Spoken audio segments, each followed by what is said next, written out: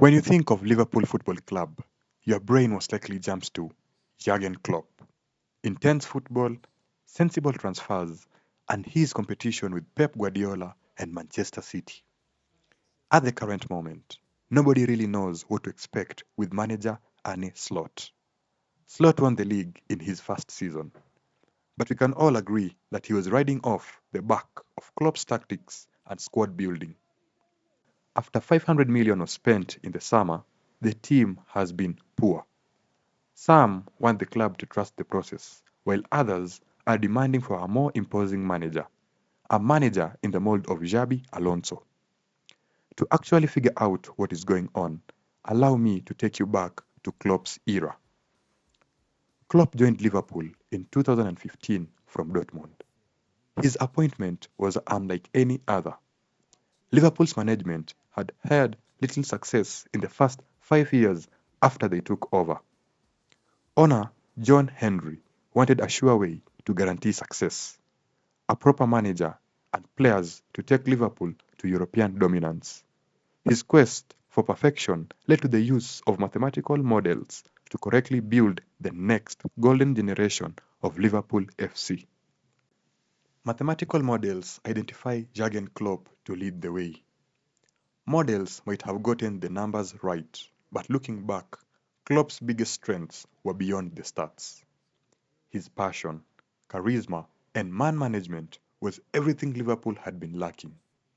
Klopp was a leader first, before a football manager. His credentials in previous clubs backed him.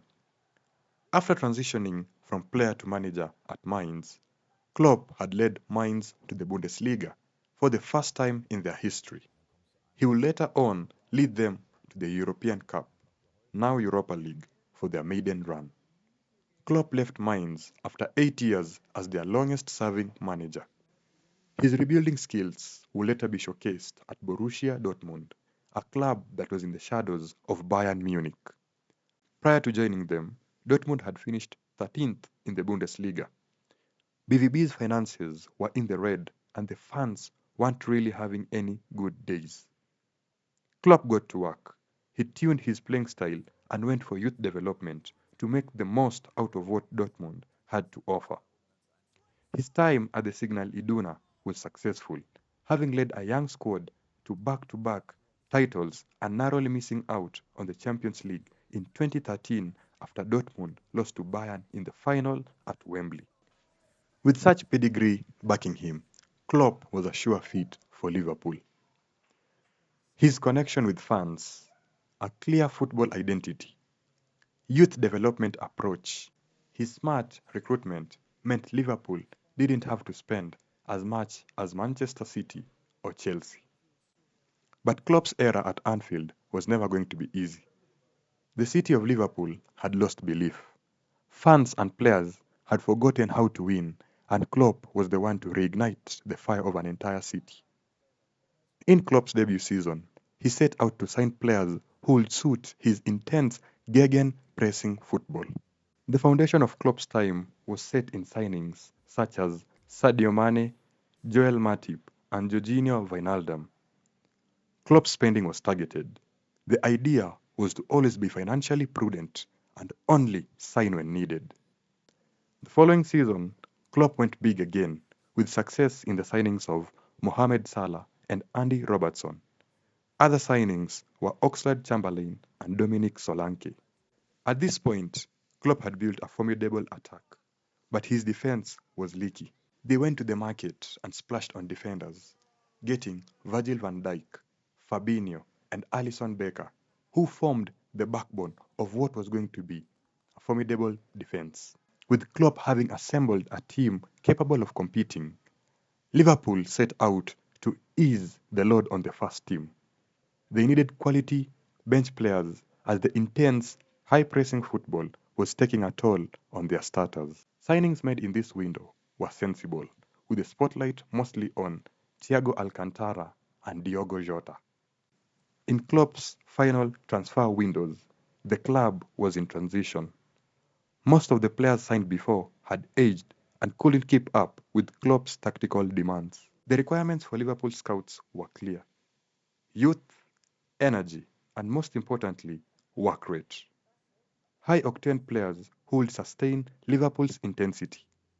This period saw the signings of Ibrahima Konate, Luis Diaz, Cody Gakpo, Alexis McAllister, and Dominic Zoboszlai. As you can see under Klopp, Liverpool had the best recruitment strategy. They only bought players at a time when they needed them. After close to a decade at Anfield, Klopp decided to leave. The transition looked to be smooth, with new manager Arne Slot winning the Premier League in his first season. While everyone was celebrating the successful change of guard, nobody took time to appreciate that it was Klopp's team and tactical foundation that had led to that trophy. Liverpool had made little to no changes to the setup that Klopp had left. With a good chunk of the season gone, it is clear that Liverpool's transfer gamble did not work out at all. The striker signings were the most ambitious. In preparation for the eventual departure of Mohamed Salah, Liverpool were looking to secure two of the best strikers in the world for the next few seasons. The club spent 90 million for Frenchman Hugo Ekitike and splashed another 120 on Alexander Isak from Premier League rivals Newcastle. One good striker made sense, but two for 200 million sent shockwaves all around. Was it Liverpool signaling ambition, or was the board biting off more than it could chew? Liverpool would then raid the Bundesliga for Jeremy Frimpong and Florian Wirtz. The two Leverkusen players had big shoes to fill. Frimpong was supposed to replace Trent Alexander-Arnold at right back.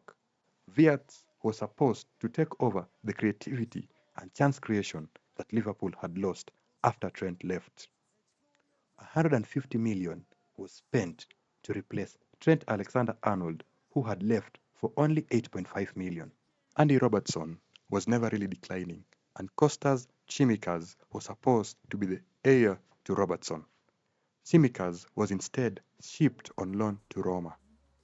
Kakes is more suited as a wingback and not a traditional left back.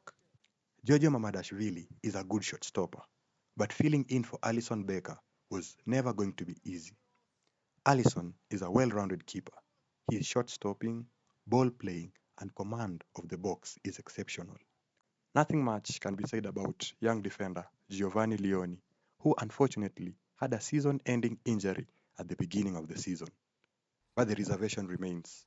No youngster will be directly replacing Virgil van Dijk, and especially in the Premier League, with opponents such as Erling Haaland. All said and done, Liverpool is facing a collapse, an identity crisis in every way.